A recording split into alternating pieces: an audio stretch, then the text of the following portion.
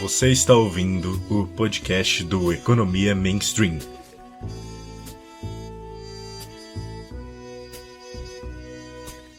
Olá, Homo Econômicos, caso você seja uma pessoa que falta alguns parafusos desse juízo da economia, ou então olá, Homo Sapiens, caso você seja uma pessoa com sanidade. Eu sou o João Pedro Freitas, graduando em Economia pela USP, e você está ouvindo mais um episódio do podcast do Economia Mainstream. Economia divulgada com seriedade. Bom, no episódio de hoje temos a honra de entrevistar o professor Samuel Pessoa, doutor em Economia pela USP, professor assistente da Escola de Pós-Graduação em Economia da FGV e chefe do Departamento de Crescimento Econômico do Instituto Brasileiro de Economia da FGV. Primeiro, muito obrigado por ter aceitado o convite, Samuel. Muito obrigado mesmo. É uma honra para a gente estar te entrevistando. Enfim, tenho certeza que vai ter muito conteúdo. E, bom, para fazer essa entrevista comigo hoje, temos Alex da Mata, que já é de casa. Se você acompanha nosso site, você com certeza já leu algum texto dele.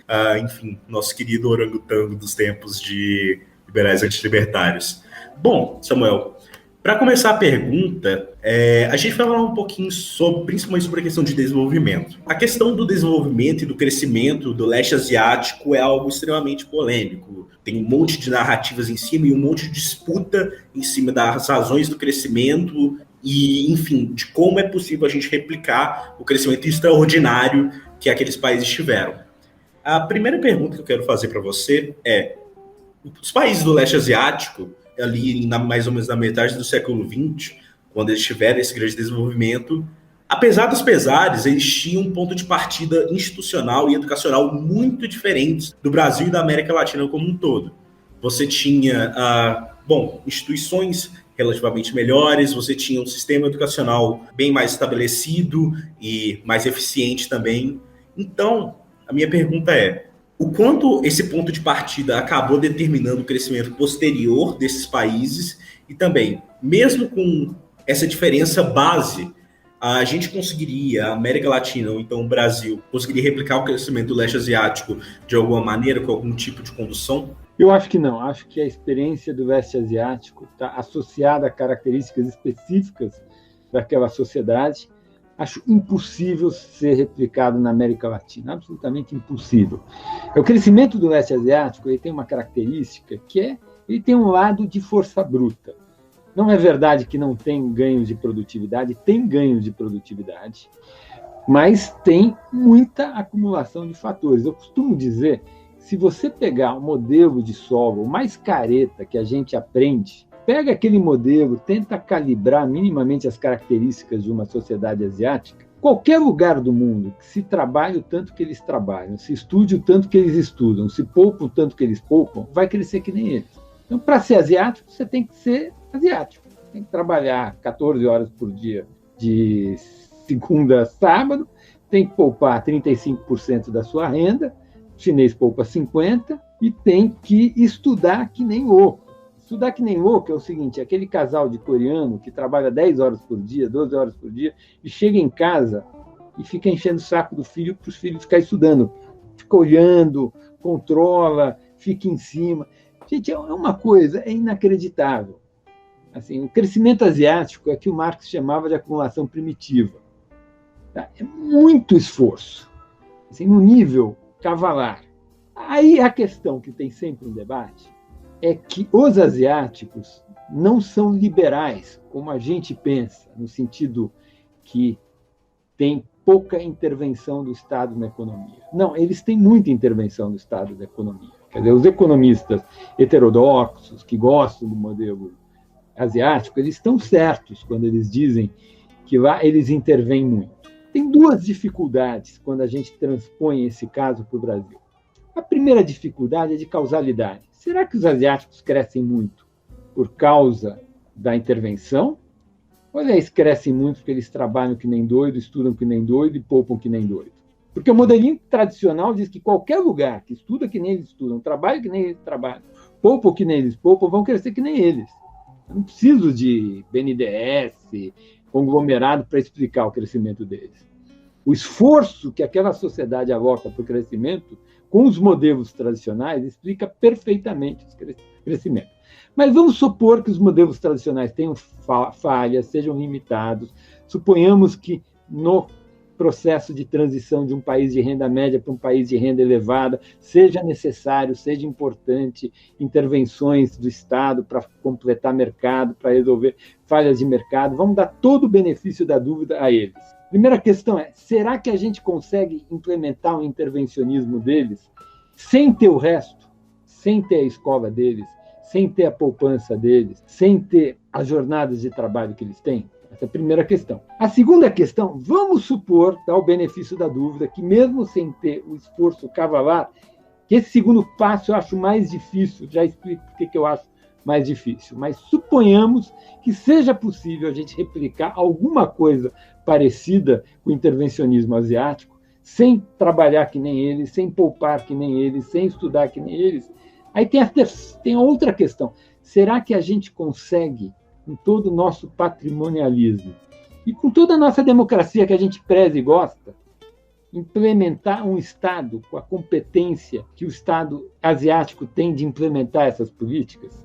O que eu quero dizer com isso? Esses países asiáticos, no momento em que eles fizeram a transição de renda média para renda elevada, eles eram ditadura, todos eles. E você tem um Estado muito duro e você tem uma coisa muito difícil de ser replicável, que é um Estado que é muito presente junto ao setor privado, que conhece muito o dia a dia do setor privado e muitas demandas e consegue, portanto, fazer um ajuste fino nesse intervencionismo. Apesar dele ser presente muito próximo, ele quase está dentro do setor privado, ele consegue se insular, se defender do patrimonialismo e da promiscuidade natural que existiria e que existe em qualquer lugar do mundo entre o público e o privado. Ou seja, como você constrói um Estado com essa característica, não tem a menor ideia. E eu duvido que qualquer economista desses heterodoxos que ficam nessas lives, todos felizes, falando dos estaleiros coreanos, da maravilha, que eles têm um menor conhecimento em detalhe de como que eu replico isso com as nossas instituições. Democracia, uma sociedade civil muito atuante e com uma tradição patrimonialista imensa que a gente tem. Agora, por que o segundo passo, eu já digo que é difícil? Porque qual foi o segundo passo? O segundo passo é, vamos supor que eu não tenho a capacidade de poupança dos asiáticos, eu não tenho a capacidade de escolarizar a população de qualidade que os asiáticos, mas mesmo assim o intervencionismo funciona. Esse segundo passo eu também acho que não dá para dar. Por que não dá para dar? Aí eu vou chamar vocês, lembrar do modelo careta de comércio internacional. O modelo mais simples, teoria de Heck-Cherolin. O que diz esse modelo? Esse modelo diz que a gente se especializa em função do que a gente tem. Né? O nome técnico aí que o economista dá para o que a gente tem é para dotação de fatores da economia. Esse país tem muita terra, ele vai exportar coisa que usa terra. Se o país tem muito petróleo, ele vai exportar petróleo. Se ele tem muito capital humano, ele vai exportar coisas que têm muito conteúdo de tecnologia, de conhecimento, e assim sucessivamente. A gente se especializa e exporta aqueles bens ou serviços que utilizam muito na sua produção aqueles fatores de produção que a gente tem de forma abundante aqui dentro. É quase trivial isso, né? Faz sentido. Se a gente pensar um pouco, é natural que a gente vai exportar aqueles bens e serviços que usam muito aquilo que a gente tem demais para produzir aqui. A economia é sempre meio senso comum. Sempre que a gente está falando de economia fugindo do senso comum, em geral a gente vai falar bobagem. Ora, o que acontece nos asiáticos? Eu falei, uma das bases do crescimento do modelo asiático é muita poupança e muita escola. Mas o que é poupança? Acumular capital. Você está poupando. Eu estou imaginando um equilíbrio macroeconômico. Num equilíbrio macroeconômico, poupança é igual a investimento, se eu supuser uma economia fechada. Então, poupança é acumulação de capital. E esse país acumula muito capital. O que é escola? Muita escola de qualidade. É acumular capital humano. Então, os asiáticos acumulam muitas coisas. Eles estão acumulando o quê? Capital físico e humano. Eles estão alterando a dotação de fatores dele. Então, é natural que as vantagens comparativas desses países mudem ao longo do tempo. E olha, eu não estou falando daquelas vantagens que os heterodoxos falam, as vantagens dinâmicas. Não, as vantagens estáticas do modelo careta que a gente estuda no curso básico de comércio internacional. Como esses caras acumulam que nem louco, Em 20 anos, a dotação de fatores desses países mudou rapidamente. Agora, a gente não acumula nada, a gente não muda muito a nossa dotação de fator e a gente quer mudar a nossa especialização produtiva, não vai rolar. Então, tanto pela economia política nossa, quanto pelas nossas circunstâncias, pelo nosso Estado, nossa tradição patrimonialista, eu acho que esse modelo não vai funcionar nunca. Outro dia eu estava lendo o relatório do TCU sobre Abreu e Lima, que é a usina que a Petrobras construiu no litoral pernambucano. O prejuízo para o Tesouro foi 19 bilhões de dólares, segundo o cálculo do TCU. Eu debati lá no jornal, agora eu debati com o presidente da Petrobras à época, o Sérgio Gabrielli, e ele na conta dele, a usina custou 250% a mais do que as usinas construídas com as melhores práticas da indústria. Pelo que eu entendi, parece que Sérgio Gabrielli acha que um sobrepreço de 250% está ok, 250% de sobrepreço é ok. Então, eu acho que a gente tem que construir o nosso modelo e ele tem que ser um modelo em que o Estado é mais leve. Ele tem que ser um modelo que reconheça as restrições nossas. Tanto as restrições de economia política, nós somos uma democracia, a nossa população já deu inúmeros sinais que ela não quer uma taxa de poupança elevada, que o processo de acumulação de capital humano aqui vai ser mais lento, que a capacidade que a gente tem de construir uma rede pública de qualidade tem limites, a gente está melhorando, mas estamos melhorando lentamente. E, por outro lado, nós temos um problema dramático na construção de um Estado mais impessoal, que consiga operar esses programas intervencionistas com o mínimo de eficiência. Eu só queria fazer um adendo. Samuel, por favor, me corrija. Quando, na sua pergunta, você falou que os países do leste partiram de uma base melhor de educação e instituições. Eu acho que seria melhor tu demarcar essa pergunta para Taiwan e Coreia, né? Porque, no caso, o Samuel falou mais da China, me corrija se eu estiver errado, eles partiram num nível pior ainda de educação que a gente lá na segunda metade do século XX. Então, se você puder demarcar a pergunta para colocar, porque China, se a gente incluir todos do leste asiático, acho que não fica justo. Concorda, professor? Eu acho que sim, acho que tem um ponto do modelo. Certamente a gente sabe que a Coreia teve. Eles odeiam o Japão, e o Japão fez coisas horrorosas na Coreia, coisas horrorosas, mas tem um legado positivo, que é a construção do sistema educacional coreano, que teve uma importância, uma influência importante da presença do Japão na península, lá nos anos 40. E ambos, tanto Taiwan quanto Coreia, passaram por um processo de reforma agrária.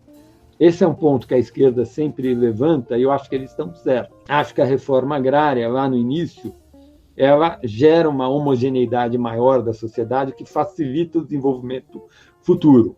Certamente, a esquerda, no meu entender, está certa. O fato da América Latina ter graus diferenciados entre os países, mas certamente o Brasil tem um fardo pesado da nossa história, que não é só o escravismo. Para mim, são dois momentos muito claros. É o escravismo, mas depois a gente aboliu, lá em 1888, e tem o erro do século XX. A gente aceitou passar por uma transição demográfica entre 1930 e 1980, são 5 décadas, uma transição demográfica muito violenta no sentido que o crescimento demográfico total do país entre 1930 e 1980 foi muito maior do que o mesmo crescimento de países europeus quando eles estavam nesse ponto da transição demográfica.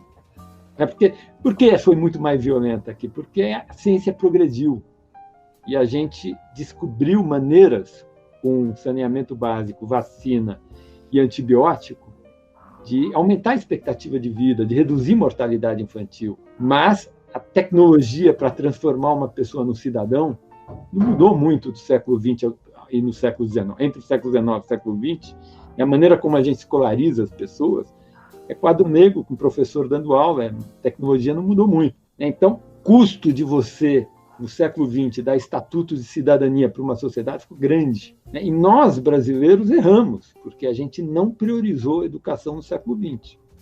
As pessoas falam do Getúlio Vargas, tal, mas se você olhar, e tem trabalhos, tem um historiador, o Thomas, que tem publicado, feito tese sobre isso, se olhar o gasto do Estado brasileiro com educação nos anos 50 era risível, era uma coisa grotesca. Se a gente imaginar que lá nos anos 50 a taxa de crescimento populacional era 3% ao ano. A gente, assim, provavelmente 7 de cada 10 crianças de 7 a 14 anos estavam fora da escola. Então, a gente, ao passar por uma transição demográfica sem priorizar a educação, a gente gerou um passivo imenso, que vem da desigualdade, da heterogeneidade na sociedade. E isso dificulta muito. Então, de fato, gerar crescimento econômico no Brasil não é fácil, é um problema dramático. O sistema de avaliação educacional mais importante do mundo, anunciado hoje, mostrou o Brasil estagnado há uma década entre os países com pior nível de aprendizado na educação básica. Professor Samuel, você falou de que o crescimento asiático ele foi baseado na acumulação. Eles acumularam capital físico, acumularam capital humano, mas a gente sabe também que teve uma diferença fundamental na política comercial, principalmente lá nas décadas de 50, 60, aliás, nas décadas de 60, 70, 80, que a América Latina ela tentou uma política de substituição de importação que ela se estendeu demais. Quanto à Coreia, ela teve uma política mais de promoção das exportações. E até os setores que eles protegiam, por exemplo, o automobilístico, eles protegiam durante um curto espaço de tempo. O setor automobilístico brasileiro hoje ele tem a taxa de proteção que o da Coreia tinha lá na década de 70. Eu quero saber se você acha que isso teve alguma relação nos incentivos para se acumular capital humano e físico. Se o fato de Coreia, Taiwan e China eles crescerem para fora, para as exportações, se isso fez alguma diferença e se o Brasil, da forma que ele decidiu se inserir no mercado global, ele teria conseguido acumular capital físico e humano, mudando a eficiência da educação ou os incentivos para poupar? Ótimo, Alex. Super boa sua pergunta. Difíceis, tá? Não são perguntas fáceis de responder. Não sei nem se eu tenho formulação completa para todas elas. Então, só uma observação, de fato, eu mencionei muito acumulação, mas a gente sabe que mesmo com todo esforço de acumulação, quando a gente faz exercício de decomposição de crescimento, a produtividade cresceu nesses países. Tá? Eu tenho até um paper que eu não consegui publicar. Eu fiquei super chateado. É um paper com 2 colegas meus, o Fernando Veloso e o Pedro Cavalcante Ferreira. É um paper que eu adoro e a gente não conseguiu publicar. Acontece isso na vida. Depois nem desistiu. Mas o paper, porque assim, tem um paper importante nos anos 90, me esqueci o nome desse cara. Foi um paper super bem publicado, acho que foi publicado no Quarterly Journal of Economics, que é um top 5 journal. E esse paper tem essa interpretação de o crescimento do leste asiático é força bruta, não tem produtividade lá. É um paper que até o Krugman descobriu e ficou propagandeando tal. Eu já vou me lembrar o nome desse cara. Esse cara fez esse paper, e mostrou lá que nos anos 80 tal, a produtividade dos asiáticos não era nenhuma maravilha. Aí o que a gente fez? A gente não fez nada muito complexo. Tá? Uma das dificuldades da gente publicar o nosso paper é que as pessoas achavam que a gente fez foi muito simples. E de fato o que a gente fez foi super simples mesmo. Mas o que a gente fez contradiz essa tese, que foi muito propagandeada, de que o crescimento do leste asiático era só força bruta, porque de fato tem força bruta demais. Então o que a gente fez? A gente calculou a taxa de crescimento da produtividade total dos fatores no período que o cara tinha feito para o leste asiático, só que a gente fez para todos os países do mundo, os países que estavam lá na base de dados do Penrose Table. E o que a gente mostra é que esse período que foi o estudo do cara é um período que a taxa de crescimento da produtividade no mundo foi relativamente baixa. Então, se eu colocar a experiência do leste asiático em retrospectiva, tomando como padrão de comparação a média mundial naquele período, houve bastante produtividade no leste asiático, sim. Então, tem produtividade lá, não é só força bruta, tem muita força bruta, mas tem muita produtividade. Senão, você não consegue fazer um milagre econômico, você vira União Soviética, você esgota o crescimento. E na China tem muita produtividade também, eu não sei até quando, mas ainda tem muita produtividade lá. E aí a produtividade, eu acho que ela está toda ligada, primeiro, à escolarização, apesar de a gente tratar o capital humano como um fator independente, então, teoricamente, a produtividade já está limpa do efeito do capital humano, mas essas limpezas não são muito bem feitas sempre. Mas, certamente, a política de comércio exterior tem tudo a ver. Isso tem tudo a ver. Quer dizer, você se ligar ao resto do mundo te obriga... Porque, assim, um dos problemas, eu acho, com a heterodoxia, com a esquerda, é que ela tem uma visão tangível de crescimento. Para a esquerda, crescer é acumular coisa. Então, assim, vamos fazer indústria naval, aí põe um monte de estaleiro aqui. Vamos fazer indústria automobilística, monta um monte de montadora. Crescer é um processo, é uma governança. É você montar um estaleiro, esse estaleiro está o tempo todo se auto-melhorando, se progredindo, adotando novas práticas, mudando as suas tecnologias. Se você ficar paradão, você faz um estaleiro super up-to-date, em 20 anos, em 10 anos, ele já está obsoleto e não consegue exportar nada. Agora, a maneira de você ficar se atualizando e se melhorando é a competição, é a concorrência, não tem outra. Não tem outra. E o que está ficando mais complexo é que, com o crescimento, com a melhora das tecnologias, as escalas mínimas estão aumentando. Eu fiz um estudo sobre indústria automobilística um tempo atrás. Para você ter competitividade na produção de um tipo de carro, um modelo de carro, a planta tem que produzir 300 mil unidades ano. E aí não tem jeito, porque assim, 300 mil unidades ano, o mercado brasileiro já é pequeno. O Brasil, que é a 8ª economia do mundo, é o 5º país em população, tem escala dessa. É difícil uma economia com mais escala do que a nossa. Você conta nos dedos de 2 mãos, não mais. O Brasil já é pequeno para a indústria automobilística. Por quê? Porque o nosso mercado tem 3 milhões de unidades do ano. Se eu quiser fazer tudo fechadão, eu só consigo produzir de forma eficiente 10 modelos. O problema é que a demanda é muito mais diversificada, principalmente um país heterogêneo como o Brasil, que tem uma desigualdade imensa. Então, rico quer uma coisa, pobre quer outra, o cara que é rural quer outra coisa, o cara que é hiperurbano quer outra coisa. 10 modelos de carro é muito pouco. A gente quer consumir 40 modelos de carro, mas a gente só consegue produzir de forma eficiente 10, no máximo. Então, como resolve isso? A gente tem que produzir poucos modelos, exportar um monte e importar outro monte. Esse é o equilíbrio. Agora, esse equilíbrio significa que a gente tem que estar ligado com o mundo. A Embraer é isso, deu certo. A Embraer vende avião, mas ela compra quase todas as peças, ela importa. Então, compra as melhores peças. A gente tem dos melhores engenheiros do mundo de projetar. Projetar uma aeronave não é uma coisa trivial, é um problema de mecânica dos fluidos super complicado. E a gente se especializou nisso, fizemos uma escola de engenharia, pusemos um centro tecnológico, fizemos um pacote tecnológico, fazia sentido. Você tem empresa, centro tecnológico, tem escola, é um intervencionismo bem feito. Nem sei se em valor presente o investimento se pagou, não sei, nunca fiz essa conta. Mas, pelo menos, do ponto de vista do desenho, é alguma coisa que fica de pé. Se não se pagou em valor presente, prejuízo não são os 19 bilhões de dólares da Abreu e Lima. Tá? Então, é certamente um modelo que enfatiza o comércio e a exportação, ele tem muito mais chances de dar certo, porque a exportação obriga que você esteja o tempo todo inovando. A gente tem esse problema. O Eugênio Goudin já escrevia isso nos anos 50. Porque a gente pensa em indústria, a gente pensa que a indústria é recente. O Brasil tem uma boa indústria, uma boa não, mas tem uma grande indústria têxtil desde a virada do século XIX. E o Goudin falava, por que essa indústria, que está 70 anos produzindo aqui, não consegue exportar 1 metro quadrado de pano? Tem algum problema. Se você faz alguma coisa domesticamente, você não consegue exportar nada, e é um bem tradable, é um bem que faz parte do mercado internacional, algum problema tem. E a gente, de fato, não consegue dar esse passo. A gente não consegue integrar a nossa indústria com o resto do mundo.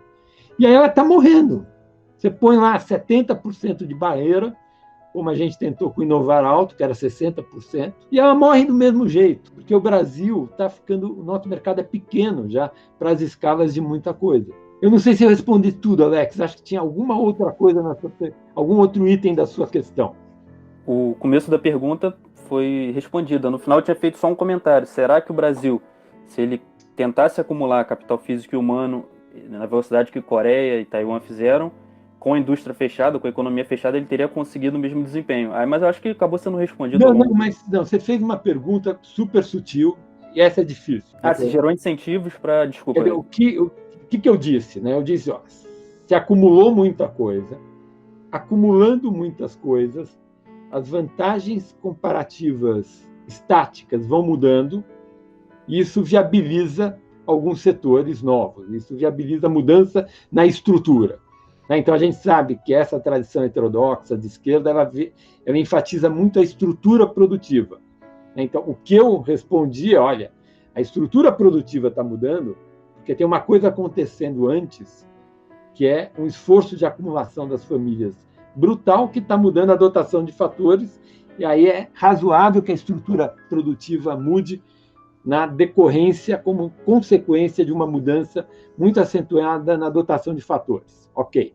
Sua pergunta é, mas será que não tem uma causalidade inversa? Será que, porque eu estou mudando a estrutura produtiva, isso não gera incentivos para acumular mais? Eu acho que gera. Quer dizer, também o estudo, a acumulação de capital, ela ocorre na medida que as pessoas veem retorno à frente. Essas coisas são uma mão de via... É uma mão dupla, não vai numa direção só.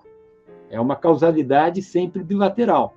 Então, certamente, você faz uma política de comércio exterior que estimula a integração e as taxas de retorno de você ser escolarizado e de você acumular capital são boas, você toca o barco. Agora, no Brasil, essas coisas... Né, é aí que a falha de mercado é maior, principalmente no capital humano. Os heterodoxos sempre falam tem que estimular a indústria porque tem falha de mercado e tal. A maior falha de mercado é a escolaridade. O Brasil, o tempo todo, teve uma taxa de retorno imensa na educação. Os ganhos de salário associados à maior escolaridade no Brasil sempre foram muito elevados. E você não conseguia gerar privadamente uma escolarização da sociedade. A gente sabe que se há um mercado que tem muita falha de mercado, é o mercado de educação. A gente vê isso, por exemplo, no crédito. Crédito para casa própria é um crédito com muito menos falha do que o crédito educacional. Muito menos. O crédito educacional é dos mais difíceis que tem para ser concedido. A casa própria, você tem um colateral que é a casa. O cara não paga a casa, o banco vai lá e pega a casa para ele. Crédito educacional, nem o cara que está estudando sabe se ele vai se dar bem naquela profissão. Ele não sabe como que vai estar o mercado de trabalho quando ele sair. Tem risco de tudo quanto é jeito. Então, se há um lugar que tem falha de mercado, é na acumulação de capital humano. E a gente, no Brasil, a gente sempre enfatizou as falhas de mercado no capital fixo, que são muito menores do que as falhas de mercado no capital humano. É engraçado isso. Tem outra coisa que é super engraçada. Eu sou formado em física. Eu não sou economista de formação. Eu comecei a estudar economia mais tarde. Aí, quando eu cheguei na economia, e eu vim de uma família de esquerda, assim, sempre tive uma formação de esquerda. Meu avô paterno era um médico sanitarista importante. E todo o universo da minha vida, da minha infância e juventude, era muito forte num pensamento de esquerda, mas não pela via da economia. Tinha essa importância do meu avô, a via médica. Eu conhecia Josué de Castro sobre a fome no Brasil, tinha lá conhecimento das doenças parasitárias, das nossas deficiências de saneamento básico, mas nunca tinha pensado as coisas mais sobre a cabeça de economia. Aí eu, com essa cabeça meio de esquerda, quando eu comecei a estudar economia, eu descobri que os economistas do Brasil de direita é que falam de educação. E economista de esquerda quer subsidiar empresário. Aí eu disse, meu Deus do céu, que mundo esquisito que é esse? Eugênio Goudin e Langoni falam de educação para crescer. E Celso Furtado quer BNDES. Gente, que coisa estranha esse mundo. E eu acho que o motivo é o seguinte, é que, em geral, os economistas mais liberais, eu acabei me vendo eu não me considero um liberal, porque eu não tenho nenhum problema com welfare state, eu não tenho nenhum problema com carga tributária alta e serviços públicos bons de educação, de saúde, aposentadoria, seguros públicos em geral, seguro auxílio-doença, auxílio-desemprego, seguro-desemprego, esse tipo de coisa. Para mim, isso não tem nada a ver com intervencionismo. Aliás, os asiáticos não fazem nada disso.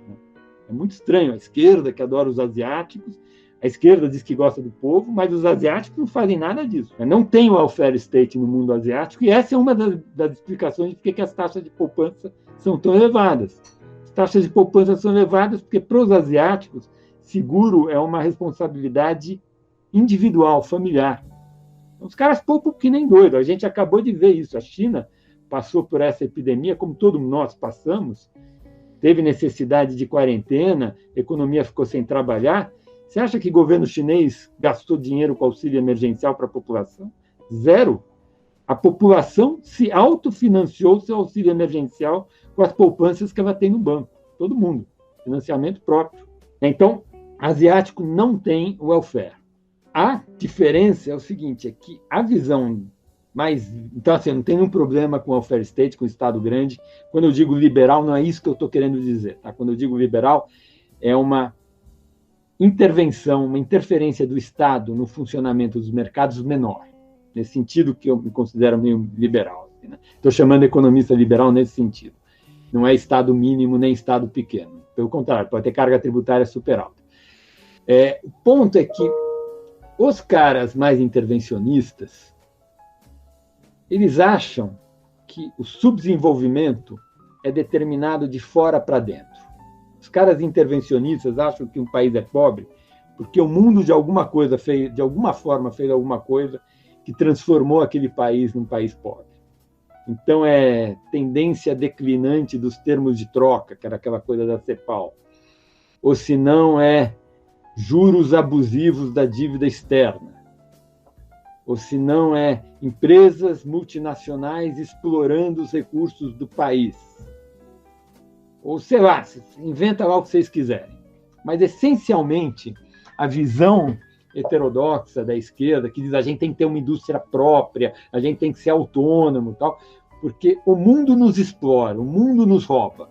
Então, esse é o subtexto que está por trás dessa visão de que tem que ter BNDES grandão, tem que ter políticas, tem que ter intervenção para gerar crescimento, essa visão. E a esquerda pensa nisso, é assim que a esquerda vê o subdesenvolvimento. Enquanto a direita, chamamos assim, ou os economistas mais liberais, eles acham que o subdesenvolvimento está dentro do país. É um problema interno ao país. E a minha vida, eu olhando assim o mundo, eu acho que os de direita estão mais certos. O subdesenvolvimento, eu não conheço casos em que o subdesenvolvimento é produzido de fora para dentro. O subdesenvolvimento está sempre dentro do país. É o país que faz escolhas, aí tem uma economia política complicada, né? Tem esse economista aí do MIT, um cara super bom, provavelmente vai ganhar Nobel daqui a alguns anos, o Daron Acemoglu, com vários coautores que têm escrito sobre isso. Você tem uma economia política complicada que produz o subdesenvolvimento. Mas é sempre uma coisa interna ao país. E certamente, um país que não consegue escolarizar a sua população vai ser pobre. É meio estranho que a gente achasse que não tinha nenhuma relação entre subdesenvolvimento e a qualidade do nosso sistema público de educação. Se a população não sabe ler e escrever, não sabe as 4 operações bem, como que vai ter PIB per capita? Não há a menor possibilidade, a menos que você produza um monte de petróleo. Então, eu acho que tem essa diferença, que eu fui aos poucos percebendo quando eu saí da física e fui para a economia. Percebi essa coisa esquisita, coisa estranha. O economista de direita quer fazer escola, o economista de esquerda quer fazer BNDES. Interessante. Mas depois você entende que as cabeças são diferentes. O economista de direita acha que o problema está dentro da gente. Então tem que fazer escola. O economista de esquerda acha que o problema está fora da gente. Então tem que fazer BNDES. Claro que o mundo é muito mais complicado do que isso. Mas se eu quiser simplificar, talvez seja até um pouco injusto, mas simplificando é isso mesmo que eu falei. O sistema de avaliação educacional mais importante do mundo, anunciado hoje, mostrou o Brasil estagnado há uma década entre os países com pior nível de aprendizado na educação básica.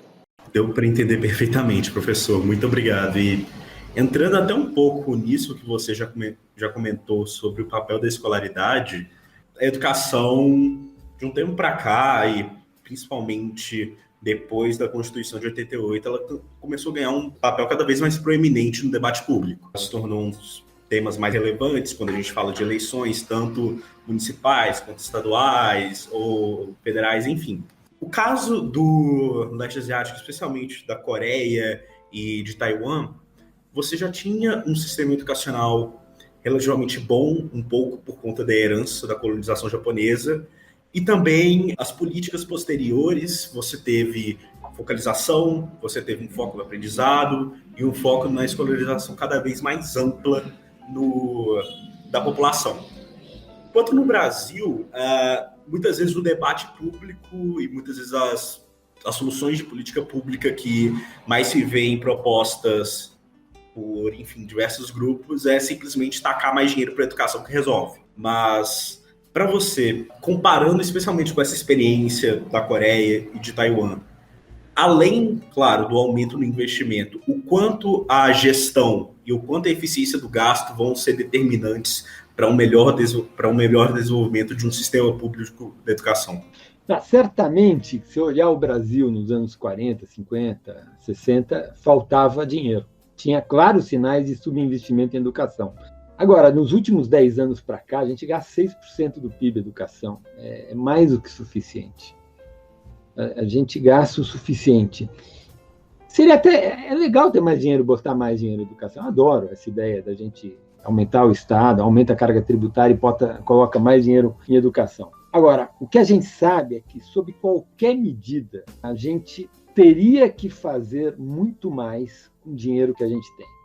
Se você fizer o seguinte gráfico, você põe no eixo da abscissa o gasto por aluno em dólares a PPP, e você põe na ordenada o desempenho da garotada no PISA.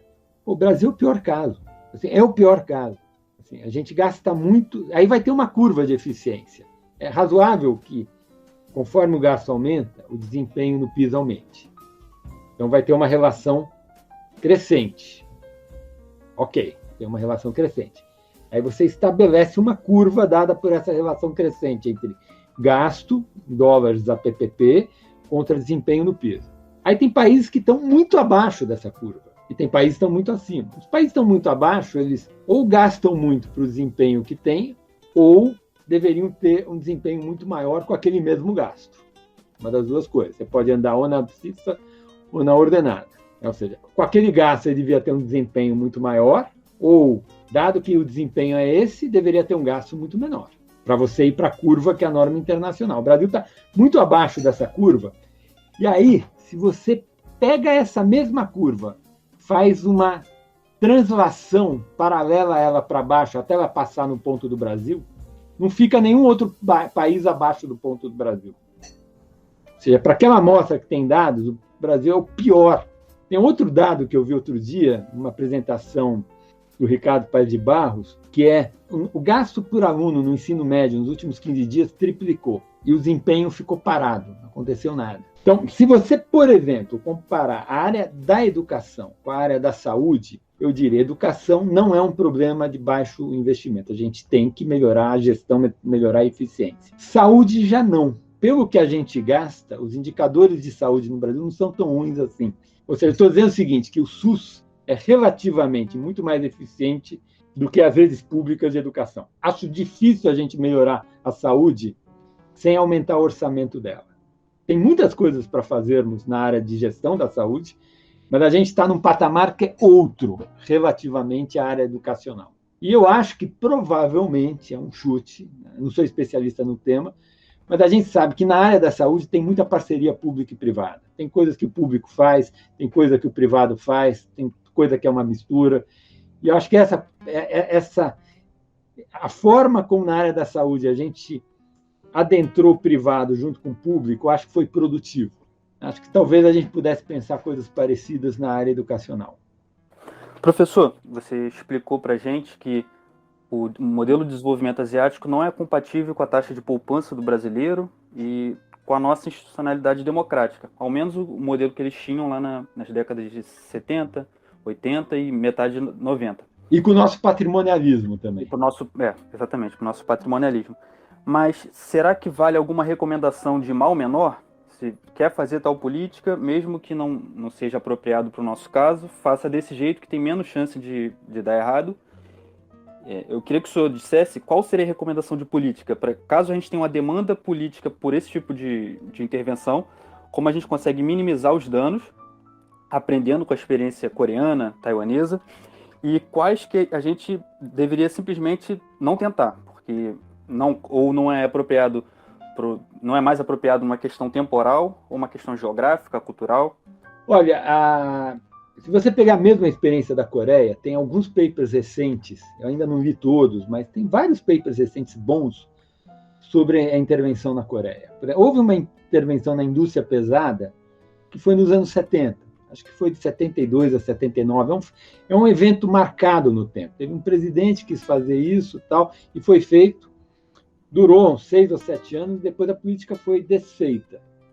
E essa política, os trabalhos avaliam que ela deixou bons frutos. Então, a primeira coisa é que esse tipo de política tem que ter data para iniciar, tem que ter data para terminar. Tem que ter objetivos muito claros e tem que ter indicadores que meçam os objetivos com muita precisão e tem que ter regras para terminar a política se tiver sinais que ela não está funcionando. Eu acho que isso ajudaria muito. Então, isso são de alguns princípios básicos. Tem que ter data para terminar, tem que ter objetivos claros, tem que ter indicadores quantitativos que meçam aqueles objetivos de forma muito clara e tempestiva, e tem que ter regra para terminar a política quando ela não estiver dando resultado. São alguns princípios básicos. Depois, olhando as experiências, parece que tem um desenho que funciona melhor, né? Que é o caso da Embraer. Em geral, construir um setor novo, tentar fazer uma política setorial, significa você querer se apropriar de uma tecnologia que você não tem e você quer passar a ter aquela capacidade. Então, é sempre uma política de capacitação tecnológica. Bom, capacitação tecnológica tem que ter escola. Política deveria ser ligada a uma escola. Aí é aquela coisa que os alemães inventaram no final do século XIX, quando eles quiseram desenvolver a indústria química, porque eles se sentiram fragilizados frente à dominância da Inglaterra. Naquela época você não tinha fertilizante produzido, o sintético. O fertilizante era da natureza. A grande fonte de fertilizante, por exemplo, era o Chile, umas ilhas, tinha o guano, que eram os restos de dejetos de pássaros, que ficaram milhares, centenas de milhares de anos sendo coletados em umas regiões lá no Pacífico, na costa americana do Pacífico. E aí a Inglaterra tinha o domínio desse comércio e a Alemanha queria ser autossuficiente nesse negócio. Então eles, vamos fazer indústria química, vão entender esse negócio. E aí, assim, é uma universidade para produzir a ciência básica, centro de pesquisa que vai digerir aquele conhecimento e fazer a ponte daquilo para a indústria que vai preparar para o setor privado, para a economia, para fazer a economia andar. Então, esse modelo é um modelo que os alemães inventaram no final do século XIX para fazer a síntese da amônia, e os asiáticos imitam esse modelo. A gente fez, a Embraer é esse modelo, e bem ou mal a gente produz avião e exporta. Além de ter esse modelo, tem uma outra característica que é uma baixa ambição de conteúdo nacional. O conteúdo nacional dos aviões da Embraer é menor do que o conteúdo nacional dos estaleiros que a gente quis instalar nos últimos 20 anos. Fosse uma indústria bem estabelecida como a Embraer, está 40 anos desde que começou tal. Ela, para se estabelecer, ela tem um conteúdo nacional baixo. Como que eu vou querer iniciar uma indústria naval com conteúdo nacional gigantesco? Então, acho que esses princípios básicos deveriam nortear. Essa é outra característica que me impressiona. Eu era assessor do senador Tasso Gereissati nos 8 anos que o Lula foi presidente. E eu avaliei o PROMEF, que era o Programa de Revitalização da Indústria Naval. Assim, o material que o governo mandou para a gente avaliar o PROMEF era uma coisa risível de pobreza. Entende? Você quer fazer uma indústria naval? Tem que ter capacidade. Tá? Esse é outro ponto. É que é um pouco parecido com aquele seu fluxograma que eu coloquei lá no meu, que eu roubei de você, Alex, coloquei lá no meu texto. Tem que ter protocolos. Então você tem que estudar o problema. Você quer fazer uma indústria naval, o que eu faria? Primeiro você tem que ter um grupo estudando o mercado. Quem produz navio, quem compra, quais são os navios produzidos, para que serve e tal. Depois, a gente tem que estudar as nossas experiências que deram errado. Então, o Lula tinha 2 experiências que deram errado. A gente tentou com o JK e a gente tentou com o Geisel. Não dá nem para dizer que tem questão ideológica, porque o Geisel era um governo ditador militar de direita e o JK era um cara de centro-esquerda, pelo menos visto de centro-esquerda. É um político mineiro tradicional do PSD, de centro. O PSD era o PMDB da época. As 2 vezes deu errado. Então, teria que ter um estudo aprofundado para entender por que deu errado. Depois, teria que ter, conjuntamente, outra equipe estudando de forma aprofundada a experiência japonesa, coreana e chinesa para saber por que deu certo. E aí, depois, consolidar o que existe do mercado, o conhecimento que se deu das nossas tentativas que deram errado, o conhecimento que se acumulou das tentativas que deram certo, e ver como que tudo isso informa o desenho de uma política pública. Aí o governo diz, mas não dá tempo para fazer isso. Bom, se não dá tempo para fazer isso, significa que o Estado brasileiro não tem recursos para fazer esse programa. Porque, assim, precisar fazer uma coisa não é igual a dizer eu vou fazer. Você tem que precisar fazer e tem que poder fazer. Se você precisa fazer, mas você não consegue fazer, e você faz assim mesmo, você só vai ter desperdício de recursos. Então é melhor não fazer. Você tem que também ter uma ambição menor. Saber que você tem custo de transação nas coisas. O Estado tem uma capacidade limitada de processar informações e de embarcar em programas ambiciosos de investimento. Então, tem que ter capacidade de priorização, alocar os recursos humanos escassos do Estado naqueles programas prioritários e, para esses programas, fazer bons desenhos. E aí, desenhar uma política pública bem desenhada. Nada disso a gente fez no petismo. O petismo, infelizmente, foi uma tragédia disso. Os diagnósticos não eram bons, mas pior do que os diagnósticos foi a implementação. Desastre. O sistema de avaliação educacional mais importante do mundo, anunciado hoje, mostrou o Brasil estagnado há uma década entre os países com pior nível de aprendizado na educação básica. Nós sabemos que o senhor tem uma agenda extremamente ocupada, então a gente não quer tomar muito mais do seu tempo. Muito, muito obrigado por ter aceitado o convite. Muito obrigado. Enfim, foi um ótimo episódio. Tenho plena certeza que eu, Alex e com certeza quem está ouvindo esse episódio depois aprendeu muito ao decorrer das suas respostas. Enfim, agora é o momento, se você quiser deixar algum recado, enfim, o palco é seu e tome o tempo que você quiser.